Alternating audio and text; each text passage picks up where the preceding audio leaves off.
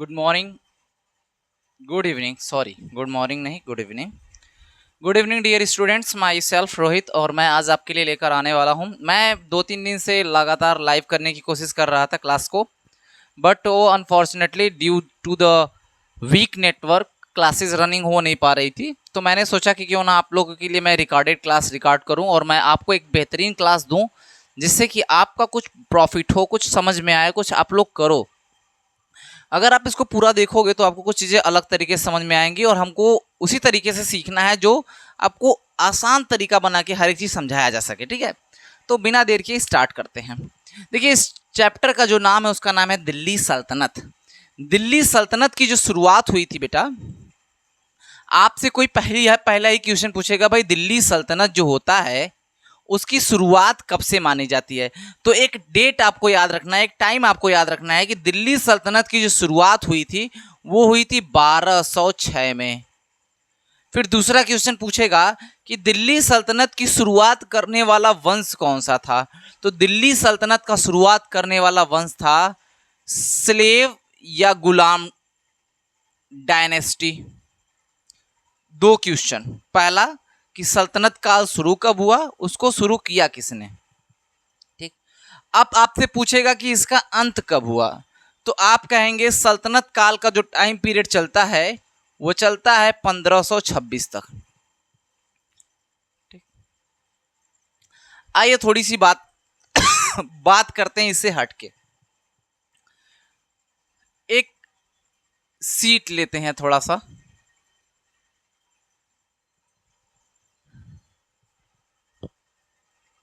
ठीक है, आप लोगों से मैंने बात की थी कि एक सल्तनत काल होता है, ठीक, और एक मुगल काल होता है। मुगल काल होता है। सल्तनत काल जो होता है बेटा, यहां पर जो राजा होता है उसको हम लोग कहते हैं सुल्तान।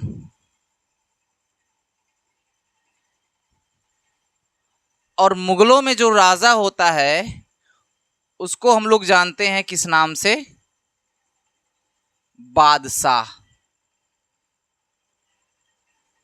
बादशाह, ठीक, हम लोग किस नाम से जानते हैं, बादशाह नाम से जानते हैं।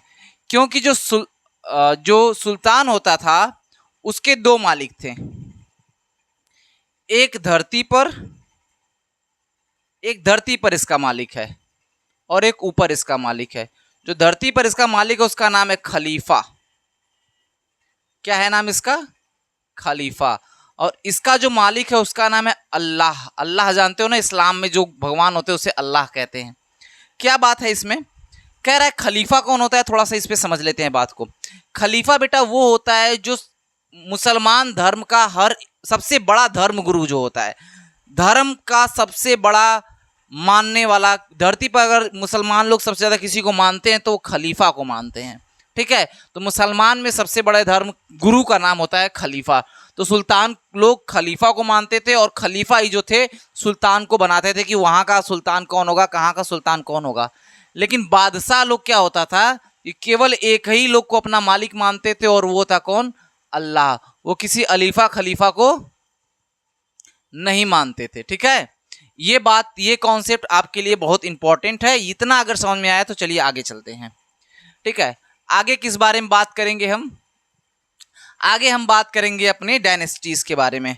क्योंकि सल्तनत डायनेस्टी जो शुरू होती है, सल्तनत डायनेस्टी जो शुरू होती है आपकी, वो शुरू होती है 1206 से। कब से, 1206 से। और कहां तक जाएगी, 1526 में। शुरू कौन से वंश से होता है, इसका शुरुआत कौन सा, सल्तनत डायनेस्टी की शुरुआत। अभी हम लोग केवल सल्तनत डायनेस्टी के बारे में पढ़ रहे हैं। तो सल्तनत डायनेस्टी की शुरुआत करने वाला वंश था गुलाम,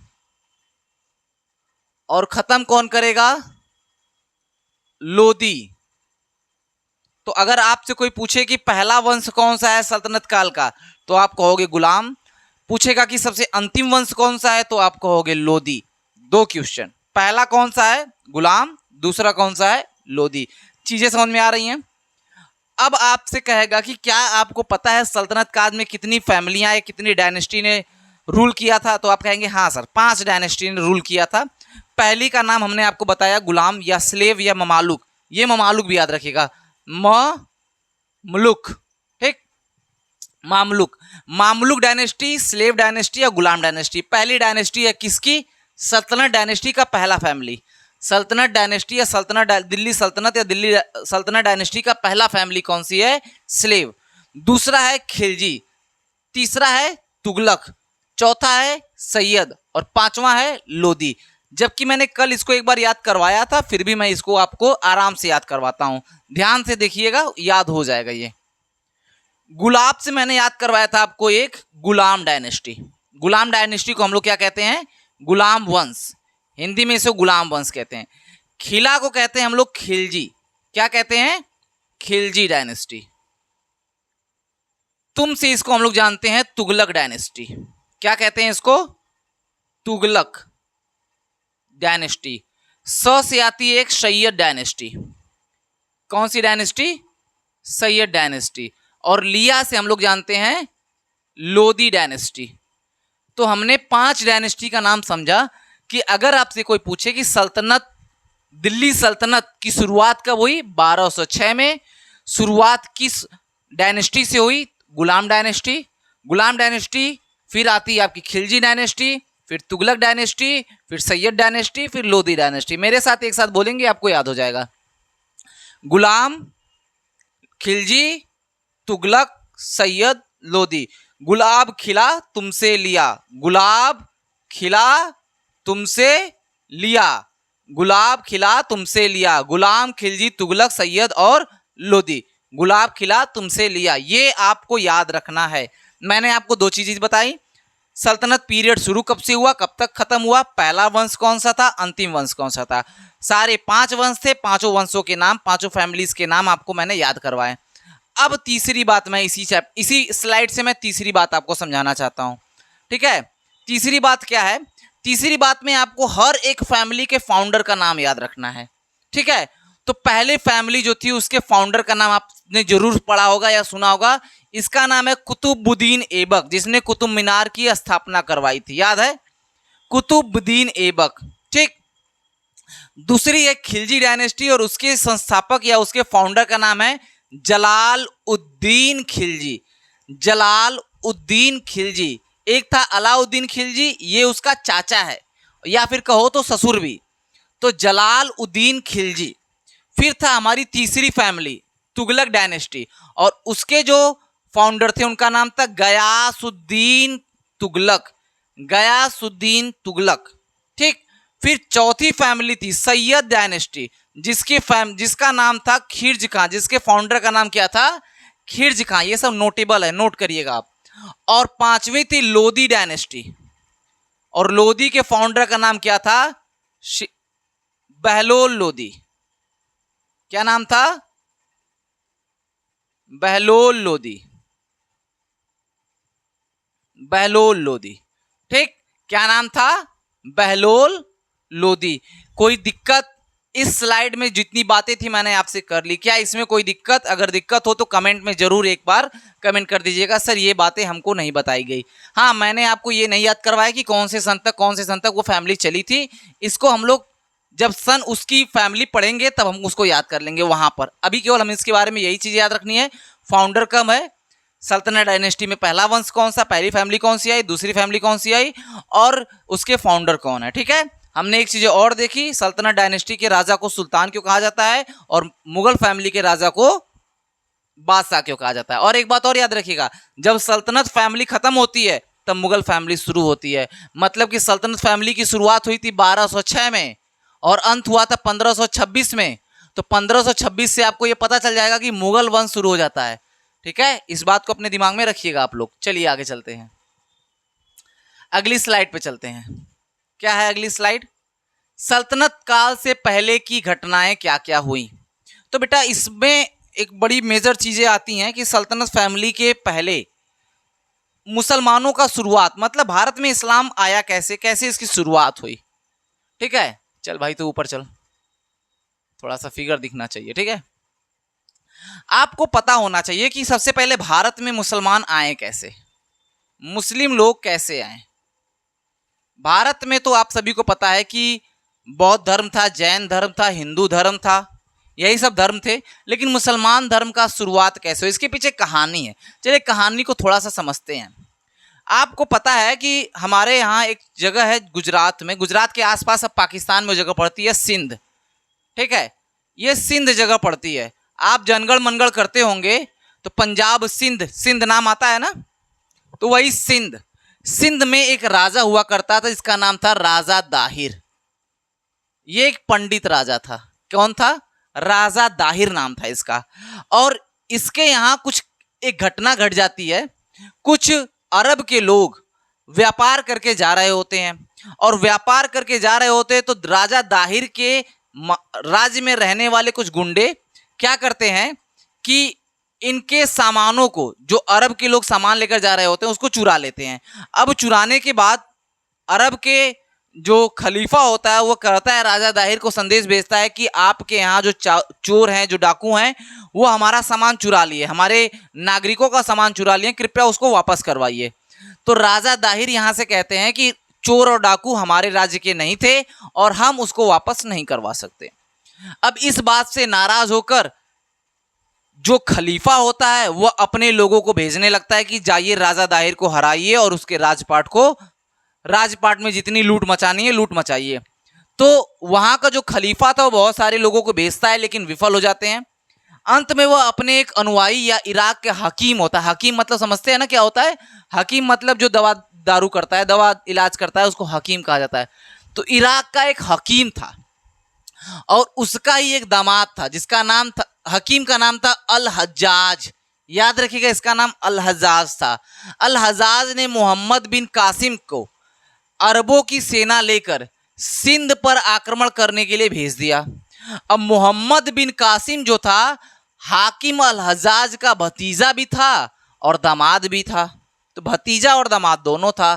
तो उसने 712 में सिंध पर आक्रमण कर दिया, और सिंध पर आक्रमण कर दिया। तब भी राजा दाहिर को यह बात समझ में नहीं आ रही है कि मुझको सतर्क होना चाहिए।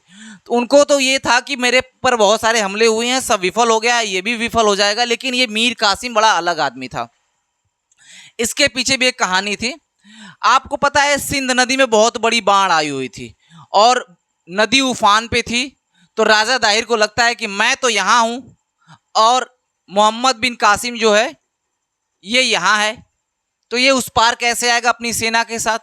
तो उसकी सेना ने एक काम किया कि उसने नाव बना ली, अभी एक नहीं बहुत ढेर सारी नाव बनाकर ऐसे ऐसे ऐसे ऐसे नाव बनाकर और नाव को जोड़ दिया, एक साथ जोड़ दिया नाव को।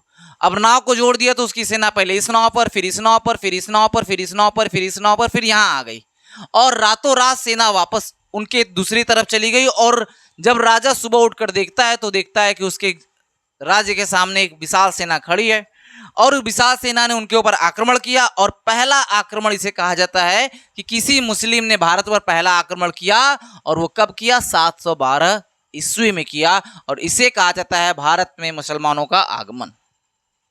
ठीक है, और क्या होता है उसके बाद उसके बाद भारत में पहला इस्लामिक अटैक हो जाता है। इस युद्ध में सिंध पर जीत हासिल करके पहली बार भारत में इस्लाम धर्म का आगमन होता है। ये बात आपको नोट करने लायक है। और इसके बारे में जो हमको नॉलेज मिलती है, हम अपने 7th या 8th में पढ़ेंगे कि हमको कहाँ कहाँ से मेडुअल हिस्ट्री की रिसोर्सेज मिलती है। तो उसमें एक और रिसोर्स है जहाँ से मिलता है हमको इस युद्ध के बारे में कि मोहम्मद बिन कासिम ने अटैक कहाँ किया था। तो इसके बारे में हमको मिलता है इस चचनामा बुक से। चचनामा बुक बड़ी इंपॉर्टेंट बुक है, इसको भी आपको याद रखना है। इसके लेखक कौन है ये कहीं भी हिस्ट्री में नहीं दिया है, बट फिर भी हमको क्या करना है, इसको याद रखना है कि मोहम्मद बिन कासिम ने भारत पर अटैक किया था। ये जानकारी हमें कहाँ से मिलती है? तो चचनामा नामक पुस्तक से मिलती है। ठीक है, चलिए आगे चलते हैं अगली स्लाइड पर। इस स्लाइड पे जितना समझाना था मैंने समझा दिया। अब आते हैं राजा दाहिर की बेटियां और मोहम्मद बिन कासिम के साथ बीच में क्या हुआ। ठीक है, चलिए